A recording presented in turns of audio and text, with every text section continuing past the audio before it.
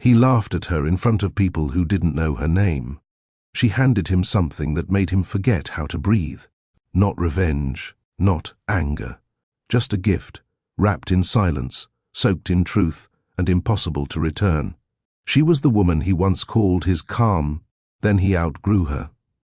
Or so he thought. A year after walking away from her softness, he opened a box with a hospital bracelet and a photo that said, "You missed everything." And in that moment, the billionaire who thought he had it all finally fell to his knees. Welcome back to the channel. If you believe real love requires presence, not just money, titles, or power, this story is for you. We tell stories that challenge pride, expose the cracks in perfect lives, and rebuild love from the quietest places. Today's story will stay with you long after the screen fades. And before you get comfortable, ask yourself this. He humiliated his wife in public. Then 1 year later, she handed him a daughter he never knew he had, without saying a word. Have you ever loved someone who stopped seeing you, or been made to feel invisible next to the image they built? This is a story about emotional neglect, about a woman who didn't scream, didn't fight, but healed in silence, and a man who didn't realize what he broke until he saw it breathing in a crib. Stick with us until the end. And tell us in the comments, if someone crushed you quietly, then showed up years later with truth, would you open the door? Let's begin. Morella always believed in soft things, handwritten notes, steeped tea with raw honey, touching someone's wrist while asking how they really felt.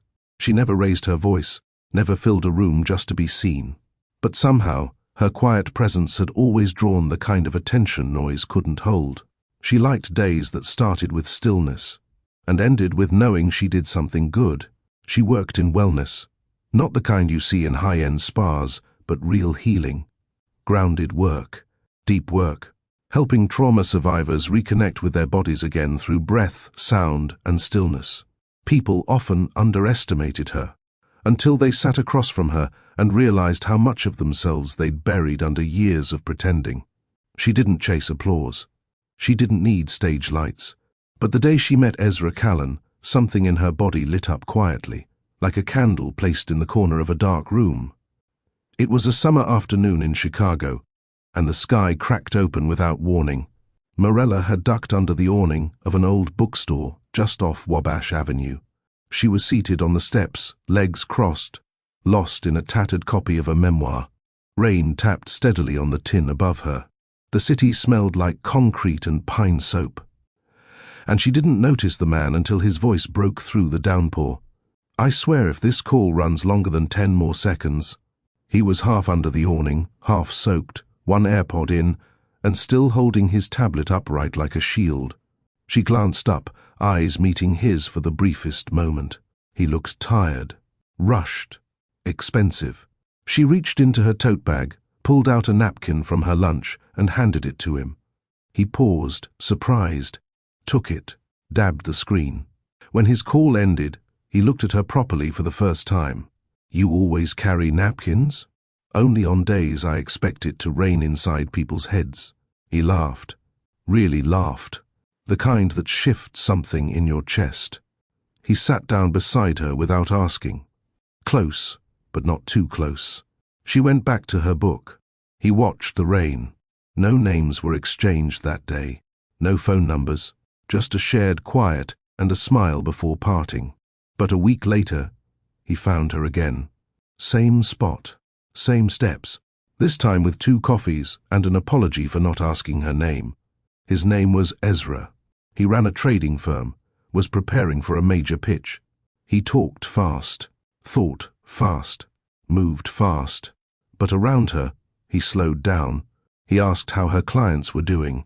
He listened when she spoke about healing work like it mattered. They didn't rush. He never pushed. She didn't offer too much. Their connection unfolded like a breath that never ran out. He liked her silences.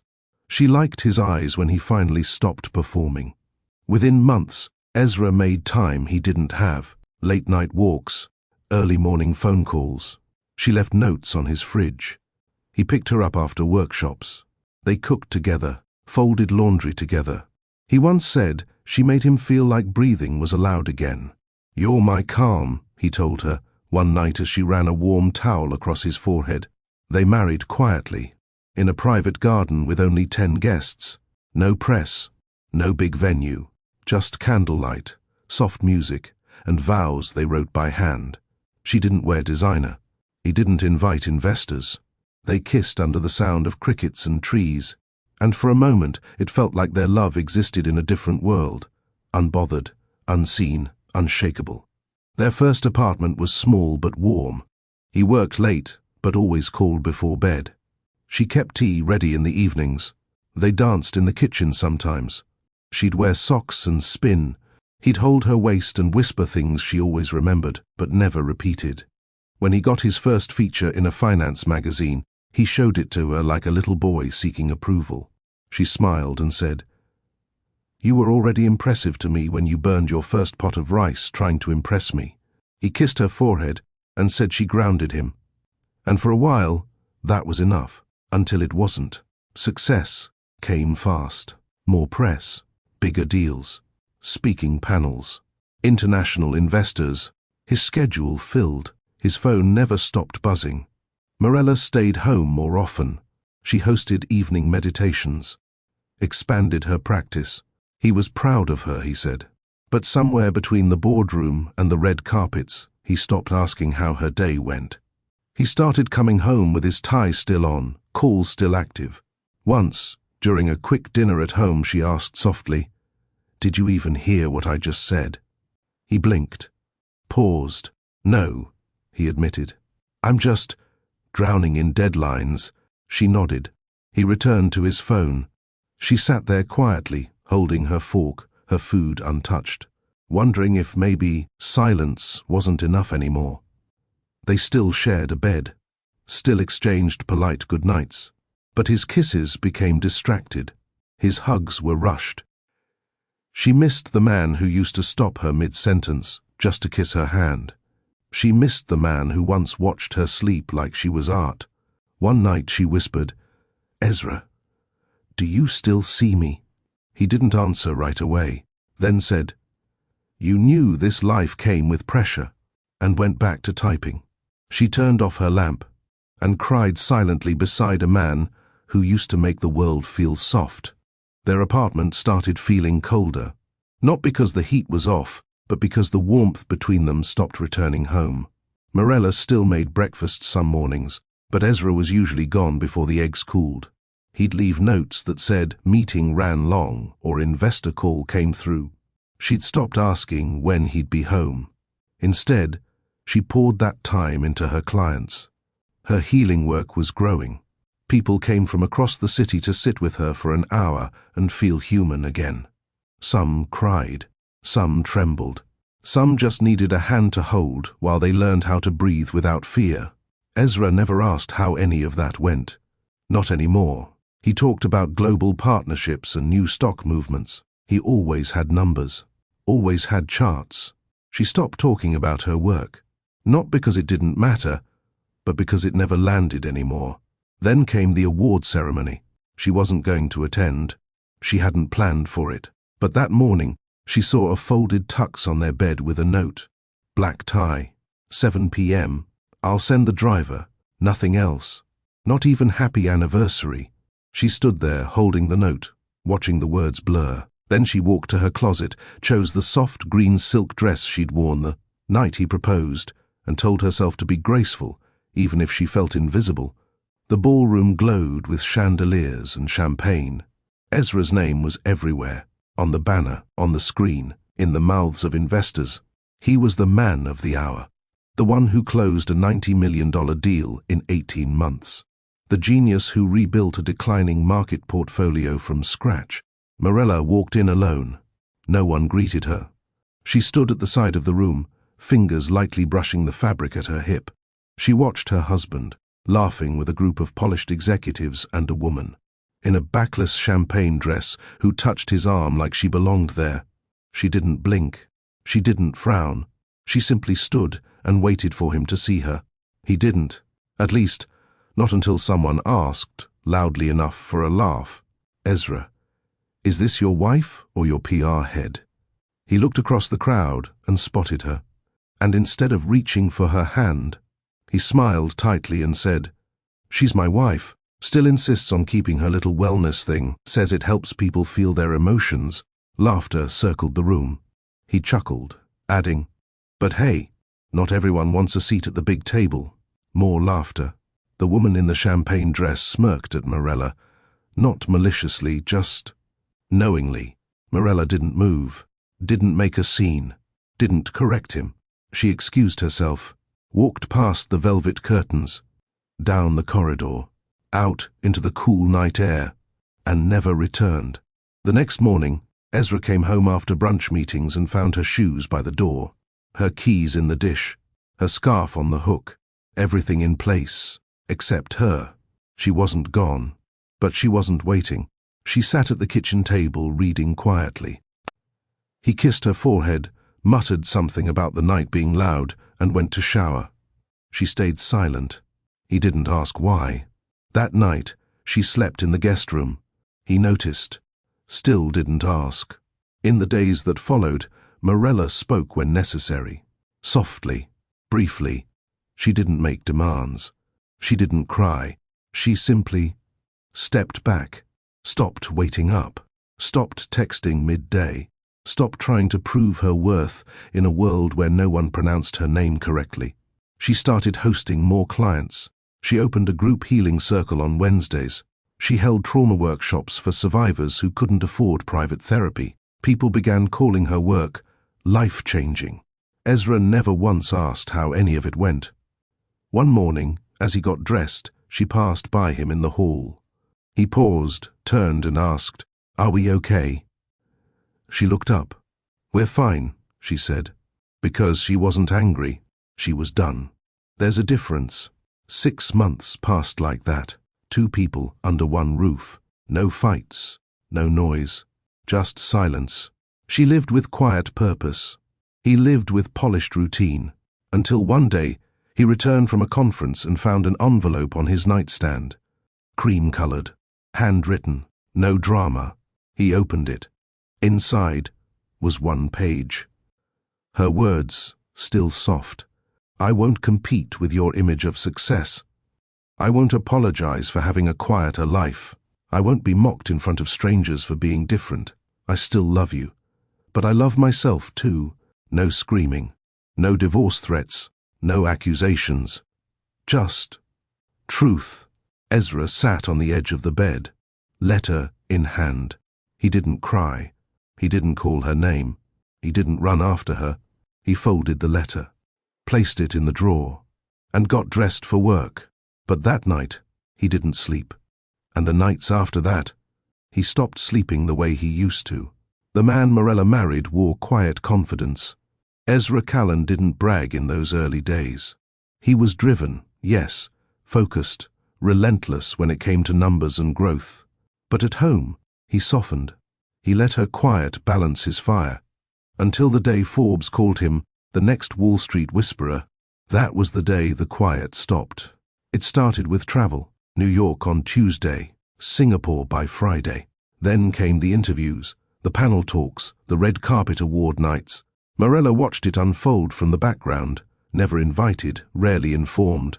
He would leave notes now instead of kisses, texts instead of time, updates instead of presents.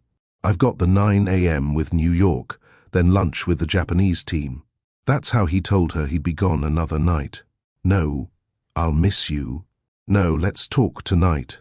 Just business.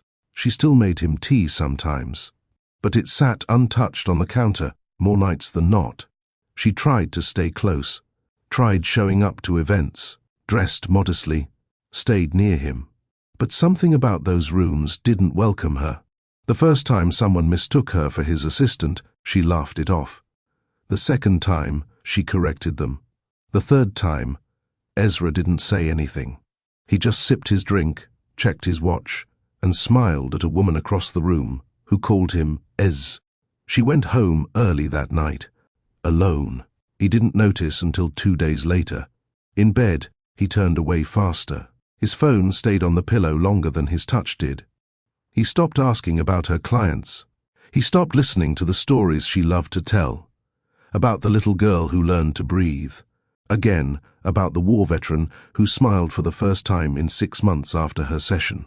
"I wish you'd be excited for your stuff like I am for mine," he once said, scrolling through emails. She had blinked. "I am excited. I just don't talk over you." He didn't hear her. When they had dinner together, which was rare, he often took calls halfway through. She stopped lighting candles on the table. He didn't notice. One night, she brought up an idea, a new program at her clinic for women healing from emotional abandonment. She explained the concept, the structure, her plan to scale it to underserved communities. He nodded absently. "That's good, babe," he said, not looking up. "Keep it boutique. That's your lane." Her lane. As if healing broken people wasn't big enough. As if her impact had to be small to make room for his. She wasn't asking for praise. She didn't want applause. She wanted to be seen again. The way he used to see her, like her thoughts mattered, like her pace didn't need to change to match his. But she was learning. This man, who once kissed her palms and said she saved him from burning out, he was becoming someone she didn't recognize. One afternoon, she walked into his home office to ask if he wanted to join her on a weekend retreat she was hosting. He was on a call. She waited. He looked up and said, "Hey, I'm in the middle of something. Maybe later?" She nodded, left the flyer on his desk, and walked out. He never asked what it was about. That weekend, she went alone. 20 women sat in a quiet circle by a lake. They cried. They shared. They let go. Morella felt more connected in those 2 days than she had in her own home for the past year. When she returned, Ezra barely looked up from his laptop. "Retreat went well." She paused in the doorway. "Yes. It healed things you've stopped asking about." He blinked, then returned to typing. Morella stood in the hallway that night, just outside their bedroom. She watched him scroll through news articles that mentioned his name. He smiled to himself, not arrogantly, just absorbed. She whispered, "Do you remember how we used to dream about building something together?" He didn't hear her, or maybe he did, and chose not to respond. He wasn't cruel. He never yelled, never insulted her outright. But sometimes silence cuts sharper than any words. She was no longer part of his world. She existed beside it, like soft background music in a room filled with shouting investors. And slowly, day by day, she realized she was fading from his story. She knew the exact moment her silence became louder than her voice. It was a Thursday night. Ezra had promised to be home for dinner. She made his favorite, lemon thyme roasted chicken, mashed sweet potatoes, and a slow-steeped chai tea. He didn't show up. No text, no call, just absence. She sat alone at the table for an hour before she stood, dumped the food into containers, and washed every dish in silence. That night, she lay on the edge of the bed, staring at the ceiling, wide awake. He came in at 1:37 a.m., tipsy, tired, talking to someone on the phone. He didn't even see her. The next morning, she stood in the kitchen as he buttoned his shirt. He was rambling about a breakfast pitch meeting and how the London team needed a decision by 10. Morella poured tea, quietly, set it on the table, didn't say a word. "Babe, I might be late tonight too," he said, sliding on his watch. She nodded. He looked at her, then frowned, like he finally noticed her stillness. "You good?" She turned, met his eyes, and smiled softly. "I'm always good, Ezra," then walked away before he could respond. The next few weeks moved fast. For him, it was contracts, new hires, expansion talk. For her, it was sunrise yoga sessions, trauma circles, and a surprising number of women who sat on her couch sobbing over men who forgot how to see them. She never mentioned Ezra, but sometimes, as she handed a client a tissue, she felt like she was comforting a version of herself. Then came the magazine feature. Ezra had landed a cover story in a major financial publication. They came to their home for the shoot. Morella didn't want to be included, but the editor insisted. Power couple, you know, people eat it up. She wore a cream blouse and a soft gold chain, smiled politely for the photos. said little. The article ran with the headline, "Ezra Callan, the billionaire with vision." In the photo, Morella was seated beside him, her hand resting on his. But the caption read, "Ezra Callan, an executive partner at Callan Global." They thought she worked for him. He didn't correct it. She read the article twice. Nowhere did it mention her wellness center. Nowhere did it name her. Just his partner. Not Morella. Not healer. Not wife. Just a background name to his empire. That weekend, they attended a gala in New York. Black tie. Full press coverage. He introduced her to several guests as Morella, but never as his wife. Never once mentioned her work. One woman asked Morella, mid-conversation, "So, do you just travel with him, or are you in the business too?" Morella paused. Ezra answered for her. "She's got this small center back home. Wellness stuff. Pretty niche, but she loves it." The woman smiled like she didn't understand. Ezra had already turned back to the CEO beside him. Morella excused herself, went to the restroom, washed her hands slowly, looked at herself in the mirror, and for the first time in a long time she asked, "Why am I still here?" Back at the table, he never noticed she'd been gone. That night, in their hotel room, she packed early. Didn't speak, didn't argue. She lay in bed, back turned, eyes open. He mumbled something about the gala, how people loved him, how the CEO of Lanford Group said he had a killer instinct. Morella whispered, "That's not the same as heart."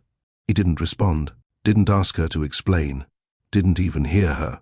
If you've ever been made to feel small beside someone who once cherished you, share your story in the comments. And if this narrative pulls something honest from your heart, tap the like button and subscribe. These stories are for all of us, the ones who feel invisible but never lose their worth. Morella began writing in her journal again. Small lines, soft thoughts. She wrote about silence, about how people don't have to yell to disappear each other. She wrote about the version of herself that once waited by the door every night, and how that woman was learning to walk away without slamming it.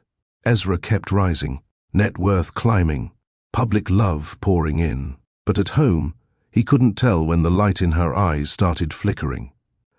And by the time he noticed, she wasn't trying to be seen anymore.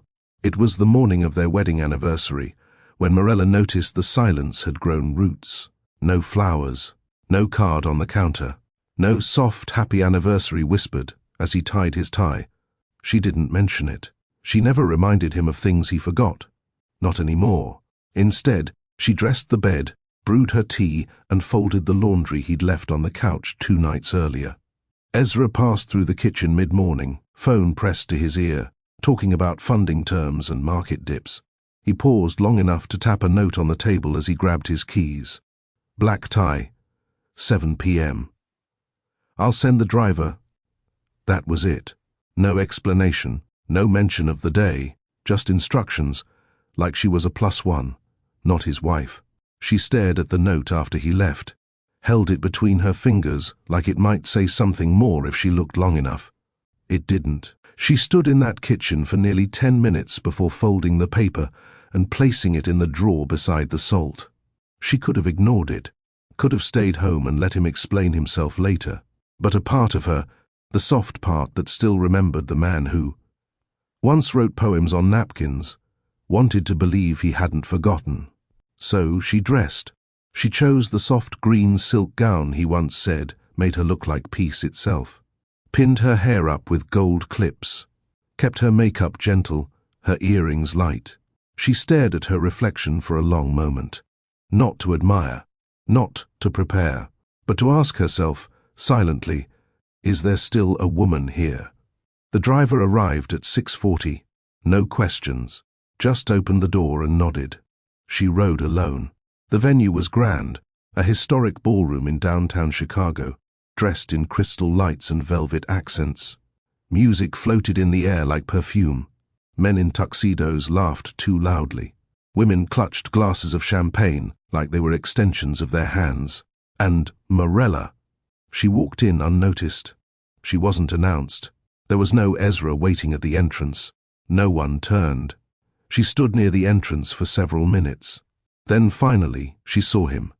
Ezra, in a sharp black tux, drink in hand. surrounded by executives and polished smiles. He was laughing. Not his soft, crooked grin, the full one. The one he gave investors when closing a deal. And standing next to him was a woman in a backless champagne dress. Tall, red lipstick, perfect posture. She had her hand on Ezra's arm. Familiar, relaxed, like they knew each other well. Morella didn't react. She watched as her husband leaned closer to whisper something to the woman that made her smile. Then someone nearby asked, loud enough for half the room to hear, "Ezra, is this your wife or your PR head?" He looked up, finally noticed Morella standing across the room. Their eyes met. He didn't move, didn't step forward. Instead, he chuckled, raised his glass and answered, "She's my wife. Still insists on keeping her little wellness thing. Says it helps people feel their emotions." Laughter followed, sharp, thoughtless. And then he added, "But hey, not everyone wants a seat at the big table." More laughter. The woman beside him smiled, not at Morella, but with the awareness that she had been part of the joke. Morella stood there, still, eyes dry, back straight. She didn't flinch, didn't cry, didn't run. She simply turned, walked past the crowd, past the waiters and velvet curtains, down a quiet corridor, out the side exit, into the night air, and called for a rideshare, alone. She arrived home by 8:15. The tea she made earlier that day was still in the pot. Cold, untouched. She poured it out, took off the green silk dress, hung it gently back in the closet, then walked to the guest room, and closed the door behind her. Ezra didn't come home until 2 a.m. She heard him. Keys in the bowl, jacket dropped, phone still buzzing. He didn't come looking for her. She didn't expect him to. He slept alone in their bed, and for the first time, she slept better without him. The next morning, Ezra stirred to sunlight and silence. He stretched across the bed, reaching out automatically for warmth that wasn't there. No scent of fresh tea, no quiet hum of soft jazz from the kitchen, just stillness. He sat up, rubbed his eyes, and checked his phone. No message from Morella. For a split second, something pricked the back of his mind. But he brushed it off. He assumed she was in her studio already, or maybe out for a walk. He never asked. And she didn't tell. Downstairs the table was cleared. The guest room door was shut. Her green silk dress hung on the hook beside the laundry room, freshly steamed. He didn't notice it, not really. He left for work with his usual distracted kiss on the air, the kind that never landed on her cheek. She didn't look up from her notebook as he walked out. He didn't notice that either. That afternoon, Ezra's assistant pulled him aside between back-to-back meetings. "Congratulations, sir," she smiled. "Photos from the gala are everywhere. Major PR win." He nodded, scrolled through a few headlines on his phone. One image caught his eye. It was from the moment he made that joke, the one about Morella's little wellness thing. He stared at his face, smiling, pleased with himself, a drink in one hand, the other in his pocket. Then his eyes caught the background, the faint outline of Morella, standing just outside the spotlight, half-turned, seconds before walking out. He paused, zoomed in, saw it. Not tears, not anger, just vacancy. The kind of absence that didn't scream. The kind that knew when it was no longer welcome. He locked his phone, moved on to the next meeting. But the image stayed in his head. For the next few nights, he came home to the same quiet. Morella was there, but she wasn't. She responded to conversation, but never initiated it. She answered questions, but with no color in her voice. She moved through their shared space like a visitor, polite, warm, distant. She no longer waited for him to come home. No more, "How was your day?" No more home-cooked dinners. No more soft laughter in the bathroom as he brushed his teeth. Just presence, nothing deeper. Ezra noticed. He tried to poke at it. "You've been quiet lately." She smiled. "I've always been quiet, Ezra. You just stopped listening." He didn't have a reply, and she didn't expect one. She began spending more time at her center, hosting longer sessions, expanding her reach. Ezra caught wind that a few major publications had written about her trauma-healing work. He saw her photo once, Morella sitting cross-legged in a room full of women, eyes closed, palms open, peaceful. He read the caption, "Meet the woman helping survivors breathe again." It was the first time in months that he'd seen her look radiant. Not for him, not beside him, but real. One night, he arrived home to find the bedroom dark. He knocked gently on the guest room door. She didn't answer. He opened it anyway. She was seated on the floor, back against the wall, journal in hand. Her eyes lifted when he entered. She didn't speak. He hesitated, then asked, "Do you still love me?" She looked at him for a long moment, then softly said, "I never stopped. But I stopped sacrificing myself to be loved by someone who no longer sees me," then turned the page. He closed the door behind him. A few days later, he returned from work to find an envelope on his nightstand. Cream paper, familiar handwriting. He opened it. Inside, one page. "I won't compete with your image of success. I won't apologize for having a quieter life. I won't be mocked in front of strangers for being different. I still love you. But I love myself too. No ultimatum, no signature, just truth." Ezra sat down, folded the letter, held it against his chest, but said nothing. He didn't cry, didn't call out, just placed the letter inside his drawer, and left for work the next morning like nothing had changed, except everything had. For weeks, he didn't hear her humming in the kitchen, didn't see her reflection in the mirror beside him, didn't smell her favorite lavender oil near the door. She had disappeared, but hadn't left, and that haunted him more than he cared to admit. The walls didn't echo with arguments. There were no slammed doors, no bitter words flying across rooms. But the silence inside Ezra and Morella's home was louder than anything either of them dared to say out loud. It was a clean silence, polished, functional, almost like a hotel. She greeted him when he came in, sometimes with a small nod, sometimes with a soft hey, never cold, never cruel, but never warm either. Ezra noticed it more now, how empty the house felt, even with both of them living in it. She'd stopped filling space with her presence. No more soft music in the background, no more tea waiting when he walked in, no more questions about his day. She wasn't punishing him. She was simply gone, without ever leaving. One evening, he came home early. He hoped to surprise her, maybe take her out, try to fix whatever had bent between them before it broke entirely. But when he walked through the door, he found her in the living room, barefoot, seated on the floor, surrounded by candles and 3 women. They were in the middle of a healing session, eyes closed, palms open, breathing slow. He froze at the doorway. Morella looked up, caught his eye, gave a small nod, then closed her eyes again. He stood there a beat too long, then backed away. He waited in the kitchen until they were done. He could hear soft laughter, tears, words like release and forgiveness and presence. When the women left, Morella walked into the kitchen to wash the teacups. Ezra cleared his throat. "I didn't know you were doing sessions here." She replied without looking up. It was too late to book the studio. They needed somewhere safe tonight.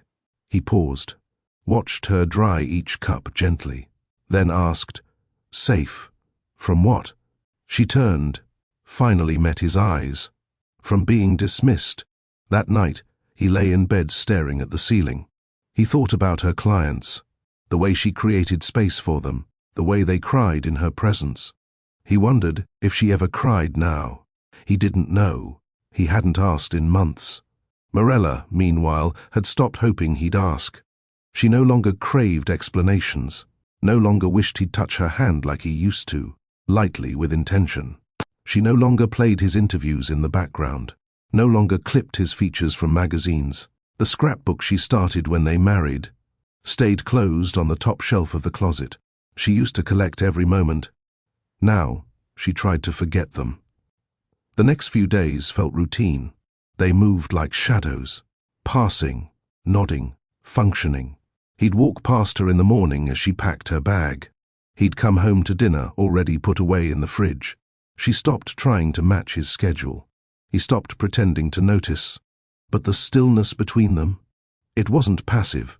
It was a quiet decision, on her part, a choice not to beg anymore.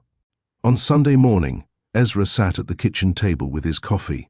He looked up as Morella walked in wearing jeans, a simple white tee, and a soft gold necklace. "You look nice," he said. She nodded. "Thanks. Going somewhere?"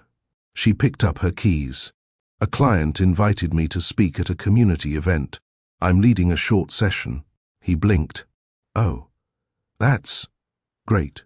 She paused near the door, then turned slightly, her voice calm. "It is.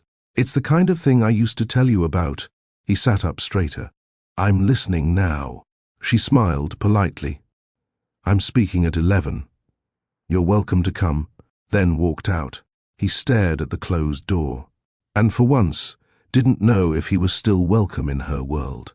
Ezra didn't go to the community event that day. He told himself it was because of a call he couldn't miss, then said the driver was tied up, then blamed traffic. But deep down, he knew the truth. He didn't go because he didn't know how to face a version of Morella that no longer needed him there to shine. He sat on the edge of the bed that afternoon, scrolling through her public page. Someone had posted a video of her leading the session. She stood barefoot on a woven mat, voice steady, arms open, speaking gently about presence, emotional safety, and what it means to heal when no one apologizes. The comments were full of gratitude. He read every one of them, and none of them mentioned him. Not Ezra's wife, not Mrs. Callan. Just Morella, her own name, her own space, her own story. That night, when she returned, she looked radiant, not because of makeup or light, but because something in her posture was freer. She greeted him kindly, like a guest she respected, then walked upstairs to take a warm bath. He watched her walk away, and for the first time he realized he wasn't sure how much of her life he still fit into. Later that week, he came home earlier than usual. He brought flowers, tulips, her favorite. At least, they used to be. He stood at the door of her home office, holding them awkwardly. She was seated at her desk, typing something slowly, glasses low on her nose. When she looked up, he raised the bouquet slightly. "I thought of you today," he said.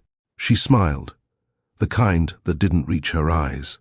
"Thank you," she said softly, standing to take them. "I'll put them in water." She walked past him to the kitchen. He followed, watched her fill a vase in silence. "I know I haven't been the man you needed," he said, voice low. She didn't turn around.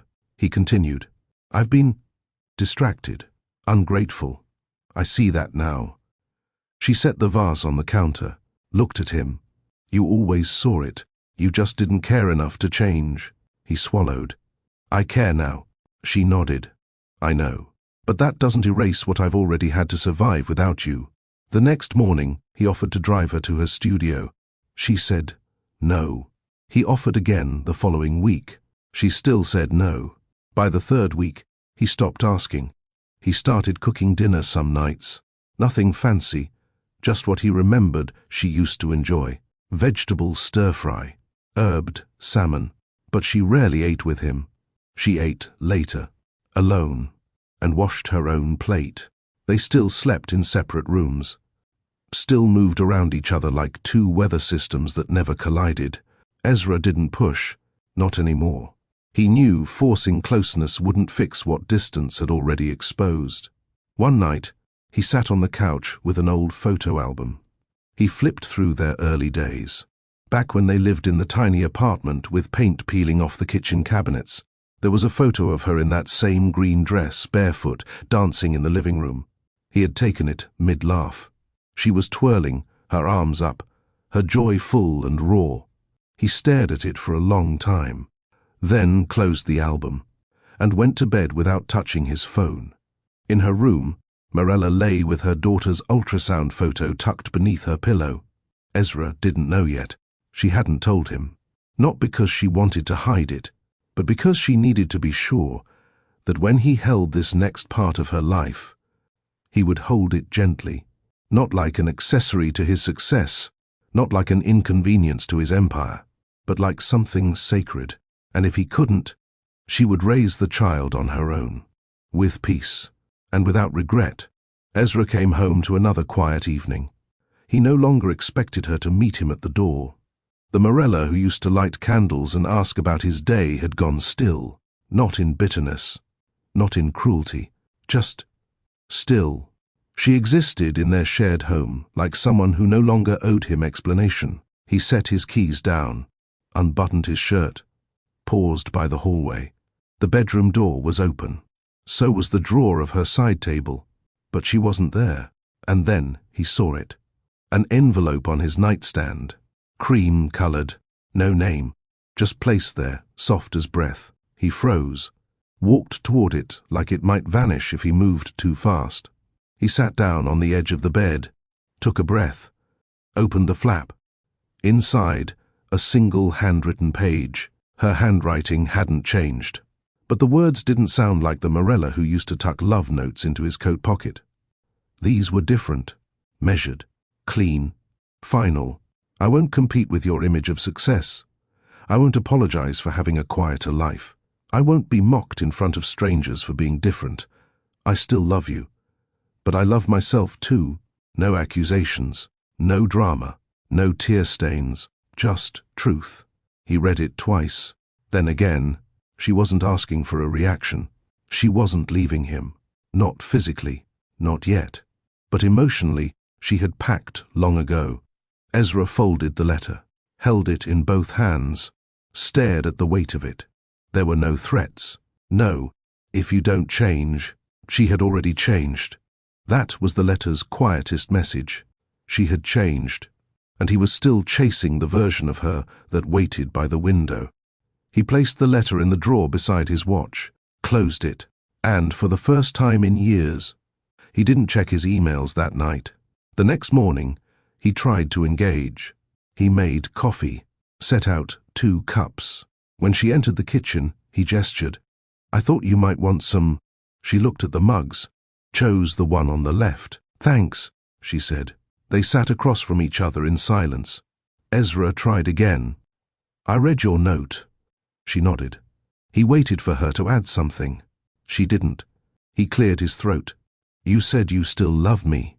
She didn't look up. "I do," she said, "but that doesn't mean I'll stay in a space that doesn't love me back." He felt that like a sharp press to the chest. That day at work, he couldn't focus. He stared at spreadsheets, missed 3 calls, ended a meeting early. His assistant asked if he was okay. He smiled, lied, but in the back of his mind, he kept seeing that last line. "I love myself too." He'd always known she was strong, but he never thought she'd choose herself over them. Now he wasn't so sure. That evening, he came home early. Morella was out. Her studio lights were off. The house was dim. He walked to the guest room, sat on the edge of the bed, looked around. No signs of life, just folded laundry, a candle wick trimmed, a book open to a page halfway through. He didn't know what she was reading anymore, didn't know who she'd become, and that terrified him more than losing her. Because he hadn't just neglected his wife, he'd ignored her evolution. And now, she was a stranger with soft eyes and full boundaries.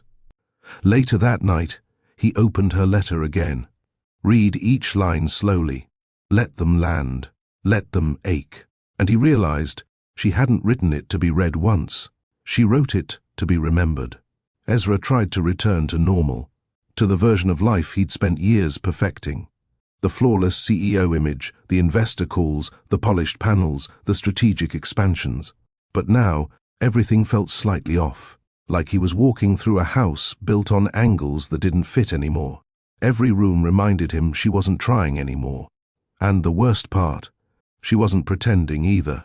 There was no resentment, no hostility, just calm disconnection. She still asked if he'd eaten, still said goodnight when they passed in the hallway. But the words didn't hold her anymore. They were gentle and empty.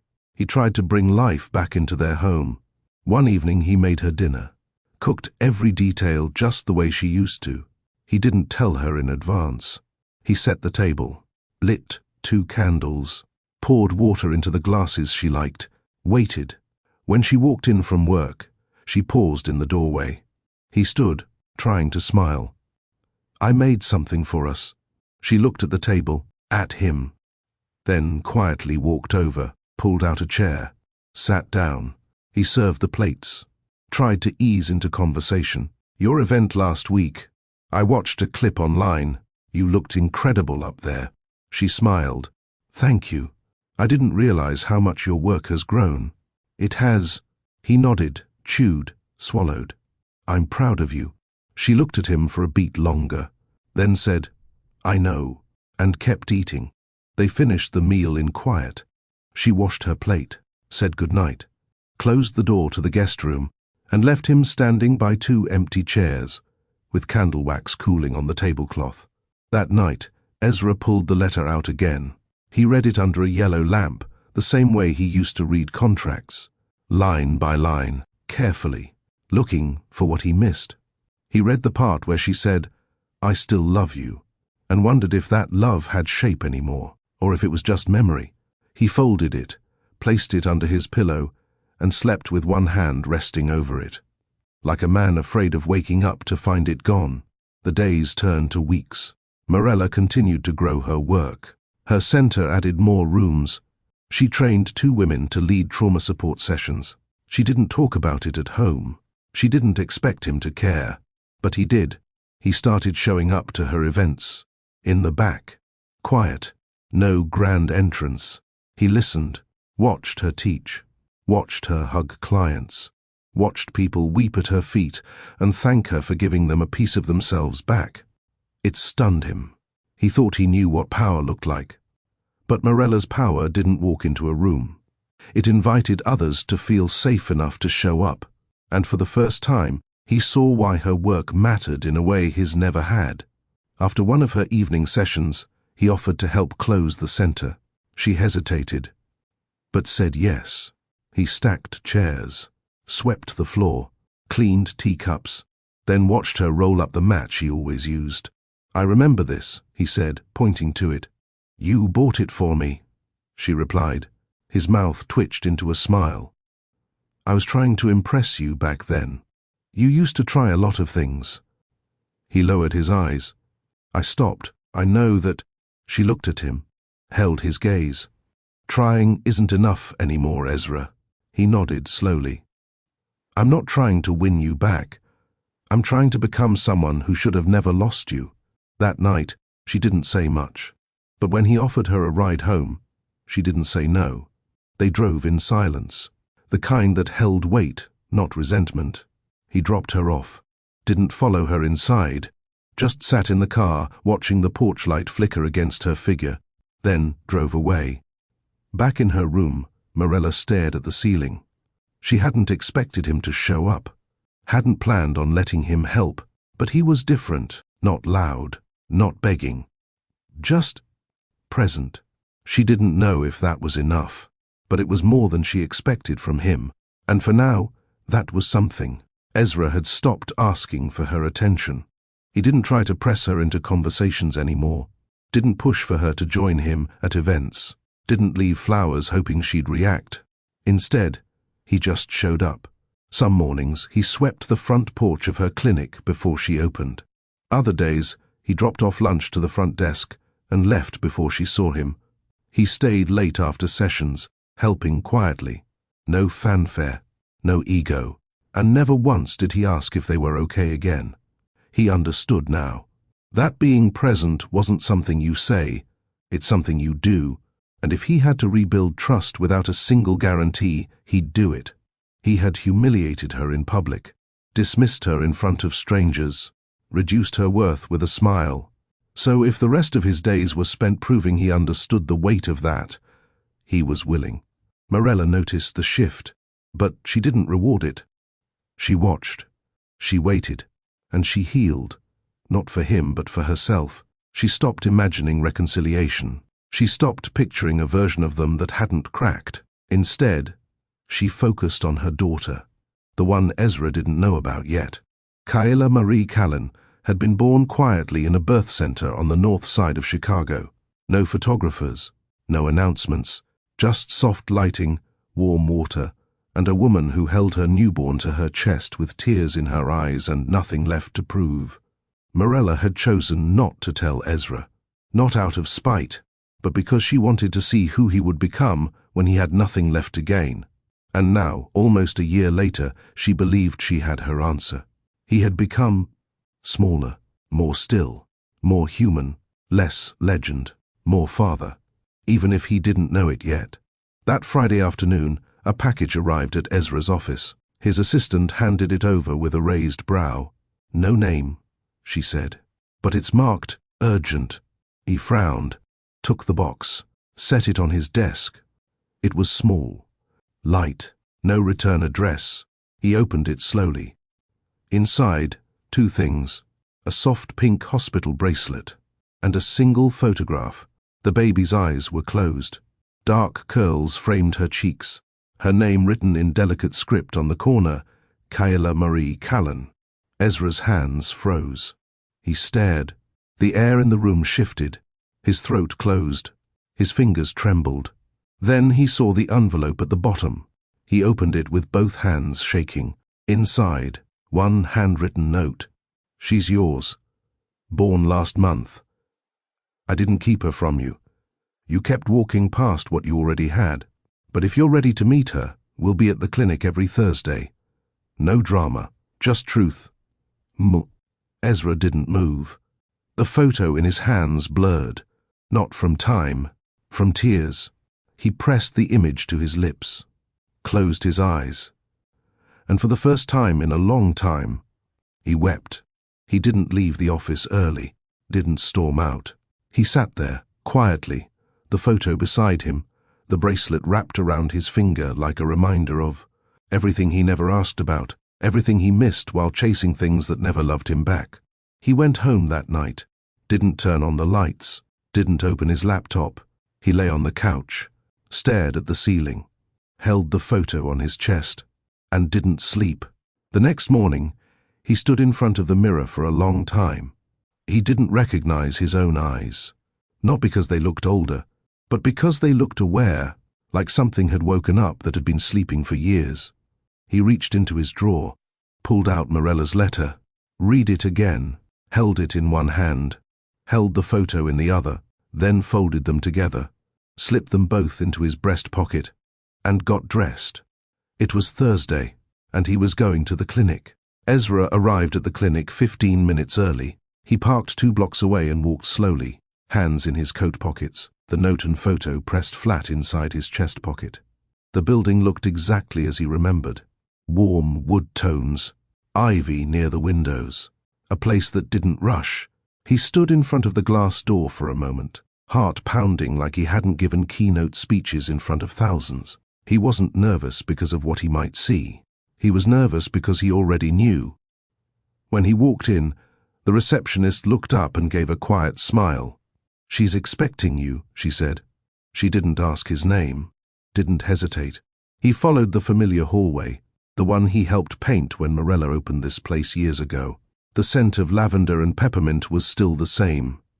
He stepped into the room, and there she was, standing near the window, sunlight on her cheek, holding a little girl in her arms.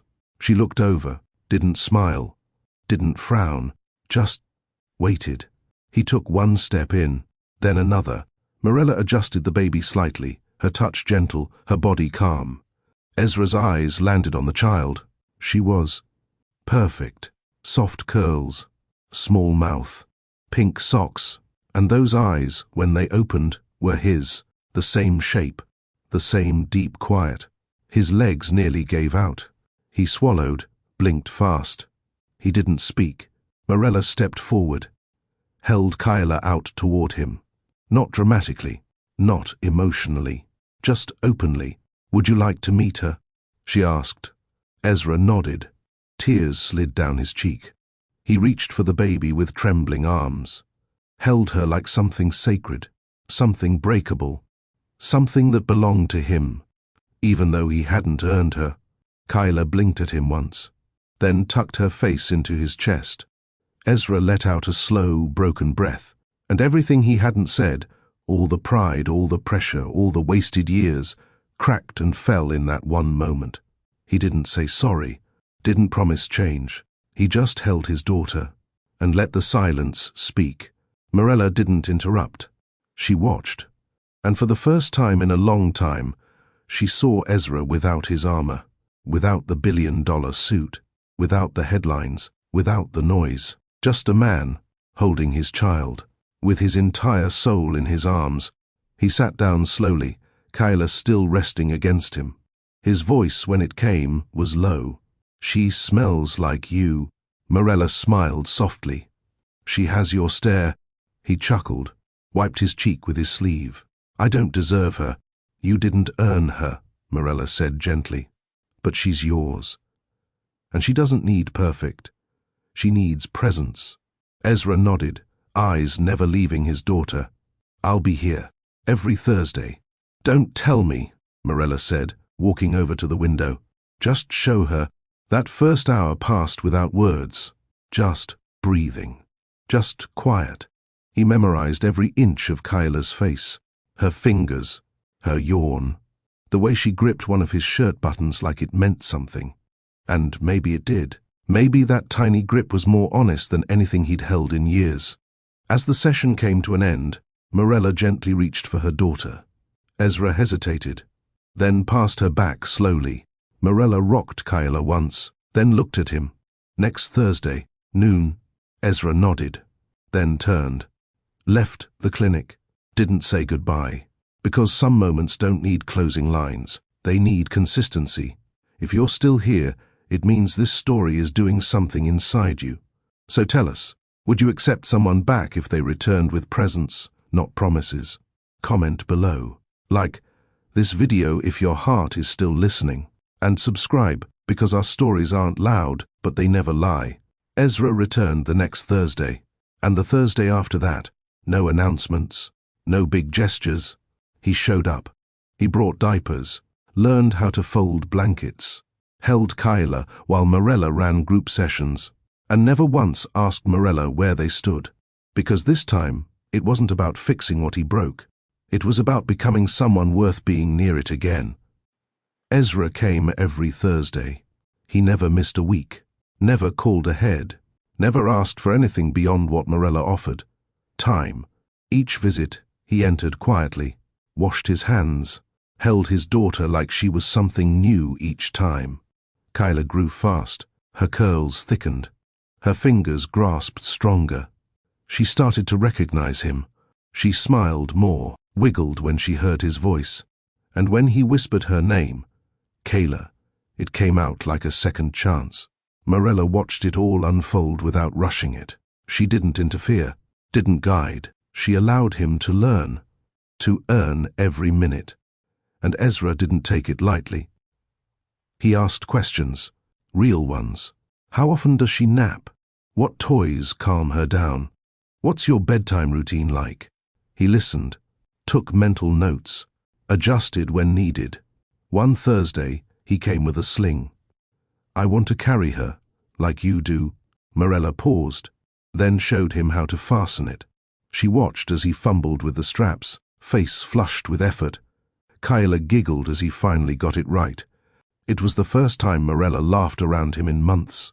He looked at her, and for a second, just a second, the room felt like it used to. But neither of them spoke about it. They just let the moment pass softly. After one session, he stayed behind to help clean. She didn't ask. He picked up the toys, swept the floor, wiped the table where Kyla had drooled during playtime. Morella handed him a warm cloth. He took it, didn't complain, didn't try to turn it into a performance. When he finished, he stood beside her at the sink. "I didn't know it could feel like this," he said. "Like what?" "Quiet, right, heavy and light at the same time." She glanced at him, didn't smile, but didn't walk away. She said, "That's what presence feels like. It doesn't rush." Ezra nodded. "I think I used to be afraid of that." Morella dried her hands. "You were..." They didn't talk about the past, not in detail, not yet. But she saw it in his eyes, the weight of regret. And he saw it in hers, the cost of healing alone. Ezra began journaling. He didn't tell anyone.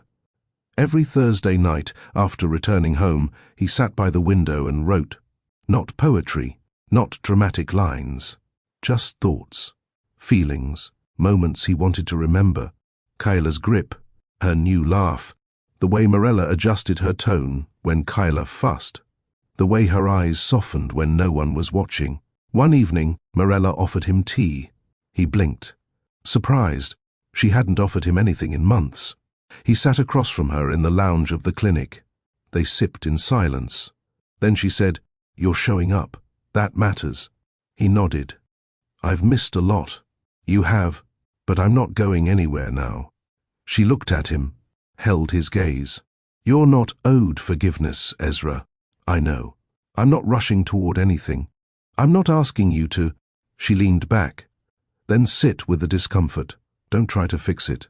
Just sit in it." And he did. He didn't explain, didn't negotiate. He sat with it. Because presence, he was learning, meant not running when things got uncomfortable. The following Thursday, Ezra arrived early. Morella was still prepping the room when she heard the soft jingle of the doorbell. He stepped in carrying a small folded blanket, something new, tucked under his arm.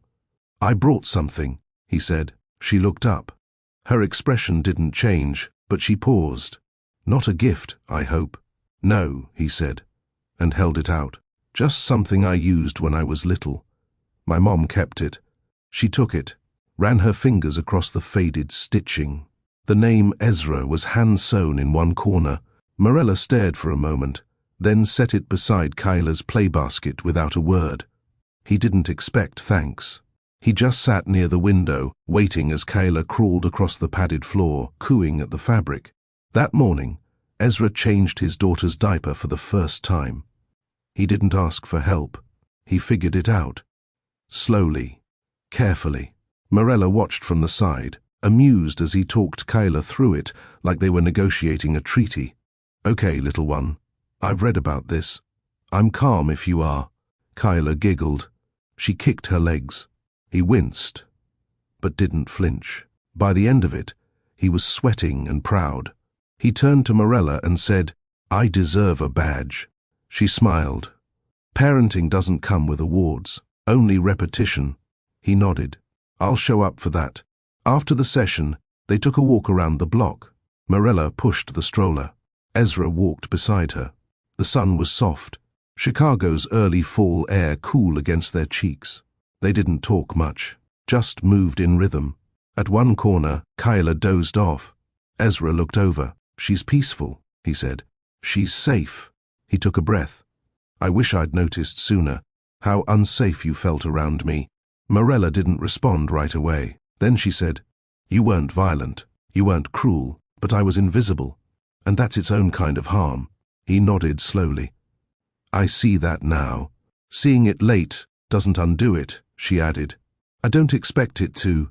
They walked in silence again. Later that day, Morella handed him a photo album. He hesitated before opening it. Inside were moments he'd never seen. Kyla's first bath, her curled fingers holding Morella's pinky, tiny milestones, little smiles, sleepy yawns. Every image was full of light. He stared at each one. "Morella," he began, his voice cracking. "I wasn't there for any of this." She nodded. "I know." His jaw tightened. "I didn't even know she existed." "That wasn't punishment, it was protection. I needed to see who you were without the pressure of being watched." He looked up, met her eyes. "And who do you see now?" Morella paused. "You're present, you're quiet, you're slower. That matters. But I'm not answering that question yet." That night, he didn't rush out. He stayed to lock up, turned off lights, folded blankets. Before leaving, he looked back at the room, the mats, the toys, the faint smell of lavender. Then at her. "Thank you," he said. "For what?" "For letting me be in her life. Even after everything." Morella looked down at Kyla sleeping on her shoulder. Then, at him. She deserves both her parents, Ezra, but only if they're whole, not if they're trying to perform what they broke. He nodded, and left. Outside, Ezra sat in his car a long time. No music, no calls, no distraction, just the soft thrum of a father who'd been given a quiet miracle, and the slow, steady ache of a man who knew he still had a long road to walk. Ezra no longer rushed to speak. He'd built his empire with confidence and precision, words that struck, decisions that impressed. But around Morella now, around Kyla, he moved slower, spoke less, because he had finally learned something he never understood before, that listening, real listening, isn't waiting for your turn to talk. It's being still, being there, being open. And Morella noticed. She didn't tell him so. But she didn't need to. She could see it in the way he watched Kyla, not like a man making up for lost time, but like someone grateful to witness anything at all. One Thursday afternoon, Morella walked in and found Ezra already holding Kyla. They were both on the floor. She was giggling, waving a soft rattle. He was mirroring her noises, responding to every sound she made. Morella leaned in the doorway for a minute, just watching. Ezra looked up. She said something close to "da." Morella smiled gently. She's playing with sound. You're part of that world now. He looked back at Kyla. I'll take whatever syllable she gives me. Later that day, Morella invited Ezra to join a parent-child session. It wasn't one of hers. A colleague was leading it. But she extended the offer without pressure. He agreed. No hesitation. That Sunday morning, they entered a softly lit room filled with other parents and babies. Morella carried Kyla. Ezra carried the diaper bag. During the session, the facilitator asked parents to place their children in front of them and practice eye-to-eye connection. No phones, no toys, no speaking. Just quiet connection. Ezra sat on the mat, placed Kyla gently in front of him. She stared up at him. He stared back. Something inside him cracked again. Not in pain, in clarity. He realized he'd never done this with anyone. Not even Morella. Not just looked. Not just stayed.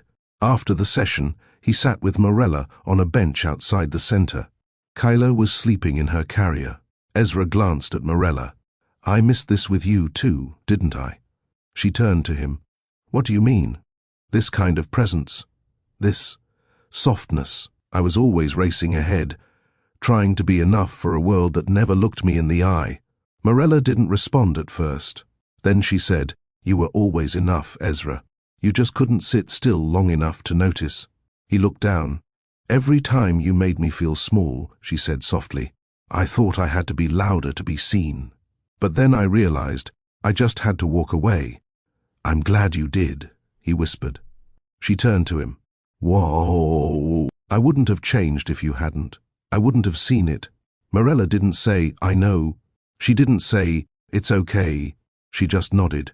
Because sometimes maturity isn't fixing the past. It's accepting the pain it caused and growing forward anyway. Ezra walked her to the car, buckled Kyla into her seat with practiced hands, closed the door, stepped back. Morella looked at him through the window.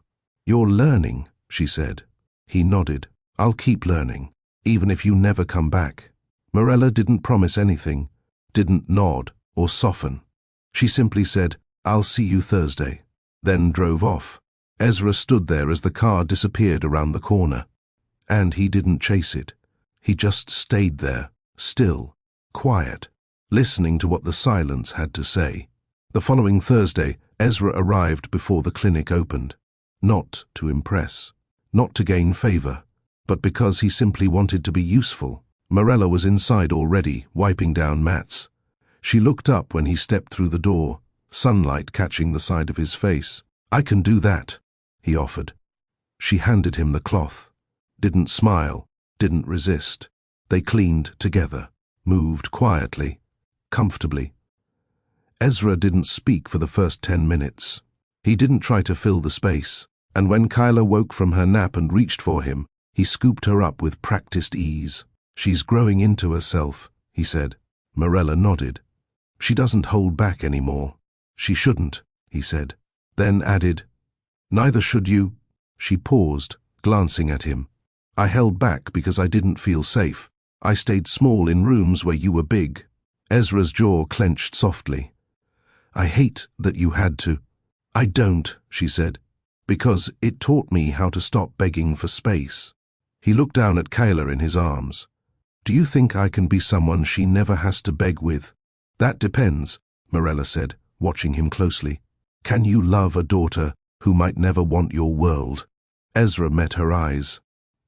I want her to have hers. I want to know it, learn it, be in it, not control it. Morella breathed in slowly. That was new. That afternoon, after Kyla's nap, they played a game Morella used to play as a child, gentle rhythm tapping. Ezra sat beside Morella on the mat, mimicking the motions. Tap, pause, tap, tap, smile. Kayla shrieked with laughter when Ezra missed the beat. He laughed too. Let go. And Morella noticed, for the first time in years, he didn't look like someone managing life. He looked like someone living it. When the session ended, Ezra stayed behind to help break down. He gathered the toys, organized the shelves, swept the corners. Morella handed him a box of tea to restock the front counter. As he passed by, he paused. You remember what I used to say when you'd hand me tasks like this? She smirked.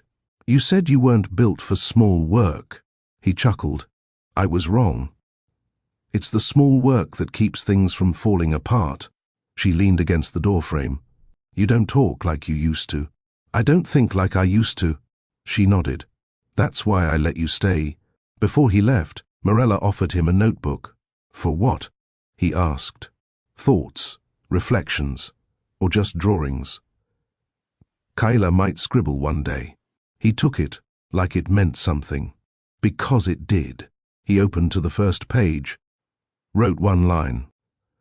I want to remember every quiet thing I once ignored, then closed it and tucked it in his coat pocket like a vow. That night, he didn't go to dinner with the new investor board.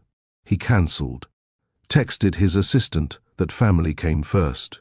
He didn't explain, didn't overshare, because not everything needed a press release. Some things were sacred.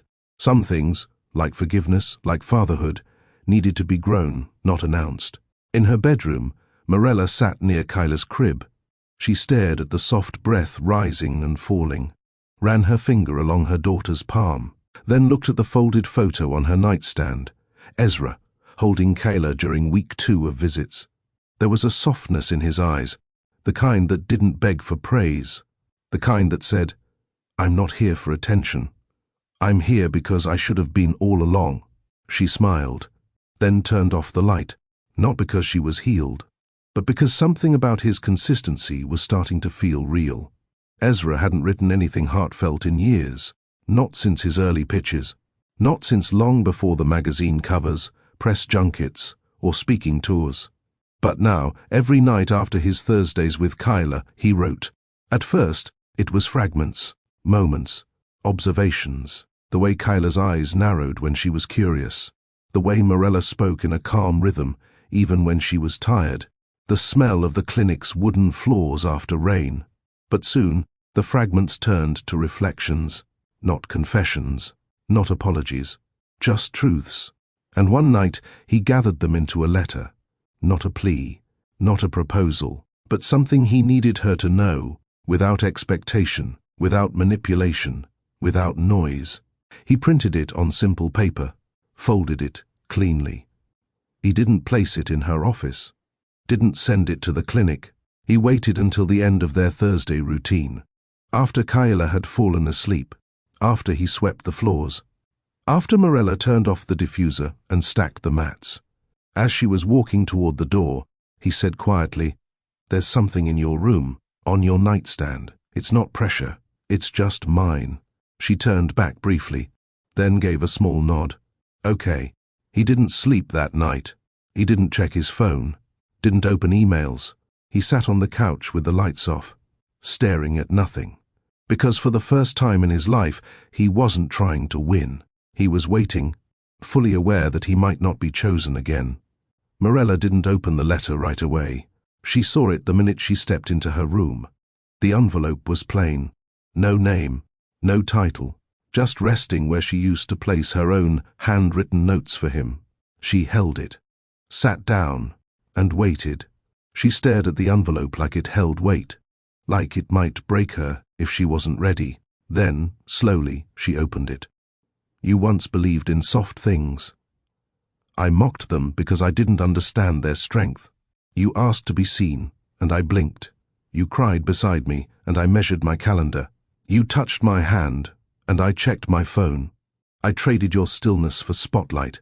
I dismissed your value in rooms filled with strangers whose names I barely remember, but I remember yours, every syllable. Kyla has your breath when she sleeps, and I would break 1,000 deals to protect it now. You don't owe me another chance. You don't even owe me your grace. But I want you to know, I see you now, all of you. And if you'll let me come home, I will treat it as holy ground. She didn't cry, didn't smile. She just folded the letter, held it to her chest, and sat with it, in full silence, the way she used to sit with her clients when their grief had no language yet. She didn't tell him she read it. Not the next day, not the day after. She didn't text, didn't call. But on the next Thursday, she opened the clinic early, made tea for 2, and when Ezra walked in, she looked up and said, I read it. He stopped, waited. I don't have answers, she said. I don't need them, he replied. I just wanted you to have the truth. She nodded, then turned back to finish Kyla's bottle, and Ezra smiled softly, because this time, no answer didn't mean no. It meant she was still thinking, and for once, he was patient enough to wait. Morella didn't rush her feelings. She went about her days the same way she always did, calm, focused, steady. Clients still came in. Kyla still needed her. But something was different. Ezra didn't press, didn't ask if she'd made a decision. He simply showed up, cleaned up, held their daughter, then left quietly. And Morella, she watched, not for grand gestures, not for some sweeping apology. She watched for patterns, because trust, once broken, doesn't return in promises. It returns in patterns, and Ezra had become consistent, kind, present. Still, one evening, after a group session ended and most of the clinic had emptied, Morella sat at her desk flipping through client notes. Ezra knocked gently on the glass pane. She looked up. He wasn't holding anything. No flowers, no tea, no letter. Just himself. She nodded him in. He walked in and sat in the chair across from her. Kyla was asleep in the next room. They sat in silence for a long time. Then Ezra spoke. I used to think love was what you said in public, what you wore on your sleeve, how loud people clapped when you showed up together. Morella watched him quietly. But I've learned that love is what you do when no one's watching. When there's nothing left to gain. She leaned forward slightly. You've changed, Ezra. He exhaled softly. Enough to be trusted again? She didn't answer right away. Then she said, maybe. But trust doesn't arrive like a gift. It builds, it stacks. He nodded. I'll keep stacking. Morella stood, walked to the window, and looked out at the city lights beyond the trees. Then, still facing away, she asked, why now? Ezra stood too. Because I finally realized the cost of being right all the time. I lost everything gentle, everything real. I lost you. She turned around slowly. You didn't lose me. You left me. With your words, your choices, your silence. He lowered his eyes. I did. Morella stepped closer. I've carried Kyla without your name, not out of spite, out of protection. I needed to be sure you wouldn't crush her with the same carelessness. He didn't argue, didn't defend himself.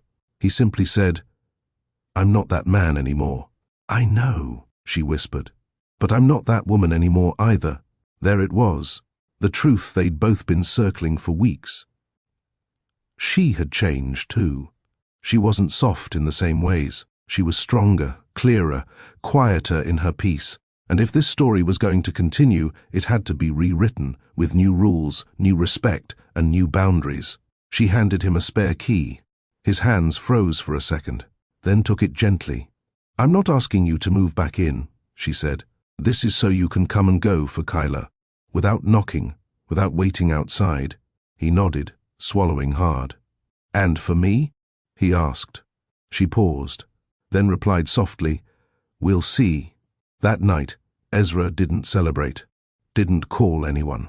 He placed the key on his nightstand, laid down beside it, and stared at the ceiling with tears in his eyes.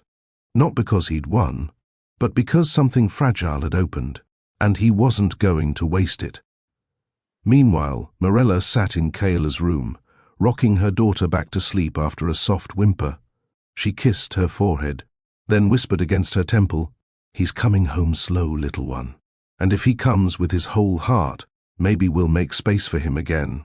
She looked at the photo on the dresser, Ezra holding Kyla weeks ago, then reached into her drawer and placed the letter back inside. Not to forget it, but to stop rereading it, because the time for reading was done. Now it was time to watch the man who'd written it and decide if he'd live like those words were true. They stood in the same kitchen where he once refused to come home for dinner.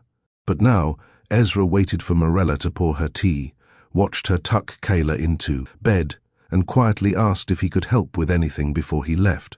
That night, she surprised him. "Stay for dinner," she said. He blinked, unsure if he heard right. She didn't repeat herself, just walked to the pantry and pulled out ingredients. He followed. They cooked like strangers, relearning each other's rhythms. Morella chopped quietly. Ezra stirred slowly. Neither rushed the silence. When dinner was ready, Kyla was still fast asleep. They sat together, just the two of them, for the first time in years. And Ezra felt something strange. It wasn't guilt. It wasn't regret. It was gratitude for the second chance unfolding in front of him, inch by inch. After dinner, he rinsed the dishes. Morella dried them. Their movements were easy, familiar. She placed the last plate on the rack and leaned back against the counter. "I never expected you to change," she said. Ezra turned off the tap. "I didn't either. Until losing you made me see what I'd become." She nodded slowly. "I can't promise anything, Ezra, but I can tell you I'm not scared of you anymore." He looked up, startled. "I scared you?" "Not in the way you think," she said. "You didn't yell or break things. You made me feel like my softness was a liability, like my kindness made me weak." Ezra's chest tightened. "I was wrong," he said. "So wrong." Morella stepped closer. "You don't get to undo those years with a few good weeks." "I know, but you're showing up now. That counts." He nodded, barely holding back the emotion in his eyes. She reached into a drawer, pulled out a small wrapped box and handed it to him. He looked at it, puzzled. "It's not your birthday," she said, almost amused. "But I wanted to give this to you when I was ready." Ezra took the box, unwrapped it slowly, and opened it. Inside was a bracelet, simple, leather-bound, but the inside had something etched. "You were always her father. Now earn it." His throat closed up. "Morella." She touched his wrist. "I made it the week after Kyla was born. I didn't know if I'd ever give it to you." He didn't speak. Couldn't. She fastened it around his wrist, then looked up at him with eyes that held both grace and fire. "This isn't a trophy. It's a reminder." He nodded slowly, chest rising hard with each breath. Later that night, Ezra stood in the parking lot, looking down at the bracelet under the moonlight. And he cried. He cried not because he was broken, but because he was healing. And sometimes healing hurts more than the damage ever did. Morella watched from the window. No tears in her eyes. Just quiet, stillness, peace. She didn't know what the future held. But she knew one thing. If Ezra continued to show up like this, real, honest, changed, then maybe their story wasn't over. Maybe it was just different now. Wiser, softer, stronger. Ezra didn't miss another Saturday. Each weekend, he showed up with breakfast. Sometimes pancakes, sometimes just coffee and fruit, but always with a quiet heart and open hands. He didn't overstay, didn't try to lead. He followed Kyla's rhythm. Let her pull him to her puzzles, her tea sets, her questions about clouds and animals. He stayed patient when she forgot his name. He stayed kind when she called him Morella's friend. And one afternoon, when Kyla ran into his arms after school shouting, "Daddy!" he looked at Morella, and tears broke without shame. She didn't say anything. She didn't need to. Their rhythm grew slowly. She started texting him updates. He started fixing little things around the house. The squeaky door, the leaky faucet, the broken cabinet hinge he once ignored. Not because she asked, because he wanted to. Because this time, showing up meant staying close to the things he once overlooked. One evening, after Kyla had fallen asleep on his chest during movie night, Morella returned from a quick grocery run and stood in the doorway. The lights were low. Ezra held their daughter, still as stone, eyes closed. Not sleeping, just holding her, like she was the only reason he remembered how to breathe. Morella's heart ached, not with pain, but with something heavier, something softer. She walked in, sat beside him on the couch, and laid her head on his shoulder. No words, just three humans trying to make peace with what time had broken. Weeks passed, then months. One Sunday, Kyla drew a picture of her house. It had a blue roof, a pink tree, and three stick figures holding hands. Ezra pointed to the tallest one. "Is that me?" Kyla nodded. "You live with us now," she said. Ezra smiled, heart trembling. Morella looked up from the sink and met his gaze. He didn't ask. She didn't promise. But maybe it was true. Maybe he was slowly coming home. That night, he stayed a little longer. After Kyla was in bed, Morella brought him tea. They sat on the back porch. Quiet. The air smelled like spring and second chances. She looked over at him, her expression unreadable. "Are you afraid?" she asked. He looked at her gently. "Of what?" "Of messing it up again." He nodded once. "Every day." She sipped her tea. "Good. That means you're paying attention." He smiled softly.